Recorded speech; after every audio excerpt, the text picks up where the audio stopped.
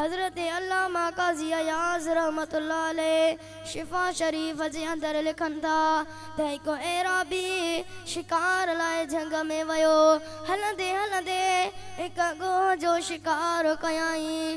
उहा गोह खणी पंहिंजे घर वञी रहियो हो त हिकु जाइ ते माण्हुनि जो मेड़ ॾिठाई ऐं पुछा करण लॻो त ईशा जो मेड़ आहे, ईशा जे करे गॾु थिया आहिनि। हज़रत उमर फारूक फरमायसि एराबी हीअ असांजो सुहिणो हबीब आहे जंहिंखे अल्लाह रब्बुल आलमीन नबुवत ऐं रिसालत अता कई आहे, जंहिंजे शान में अल्लाह रब्बुल आलमीन फरमायो वमा अरसलनाक इल्ला रहमतल लिल आलमीन। ए महबूबा असां तोखे जहाननि जे लाइ रहमत बनाए करे मोकिलियोसीं।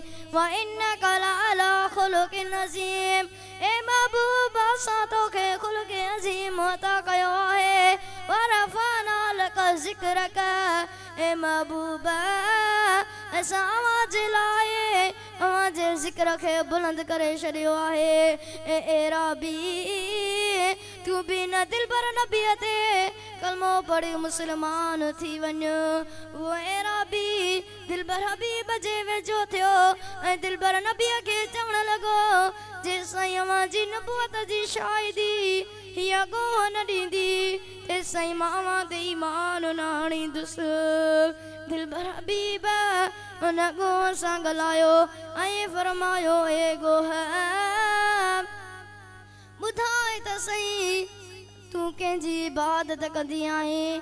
गोह वॾे अदब एहतराम सां ॻाल्हाइणु शुरू कयो ऐं चवण लॻी अल्लज़ी फ़िस समाइ अर्शुहु आऊं न परवरदिगार जी इबादत कंदी आहियां जंहिंजो अर्श आसमाननि ते आहे। व फ़िल अर्दि सुल्तानुहु जंहिंजी हुकूमत ज़मीन ते आहे। व फ़िल बहरि सबीलुहु जंहिंजी राह समुंड में आहे। व फ़िल जन्नत रहमतुहु जंहिंजी रहमत जन्नत में आहे। व फ़िन्नार इक़ाबुहु जंहिंजो अज़ाब जहन्नम में आहे। वरी दिलबर हबीब उन गोह खां पुछो ॿुधाए त सही ए गोह मां केरु आहियां। गोह वरी बि इंसाननि वांगुरु ॻाल्हायो ऐं चवण लॻी रसूल रब्बिल आलमीन अव्हां काइनात जे ख़ालिक़ ऐं मालिक जा सच्चा रसूल आहियो। व ख़ातमुन नबीयीन अव्हां सभिनी नबियुनि में आख़िरी नबी आहियो। व क़द अफ़लह मन सद्दक़क ओ असांजा सुहिणा नबी जंहिं तव्हांखे सची दिलि सां सम्झो बेशक उहो कामयाब थी वियो।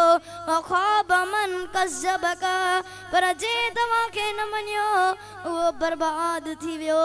उहो एराबी हुन गोह जी शाहिदी ॿुधी करे कलमो पढ़ी मुस्लमान थी वियो।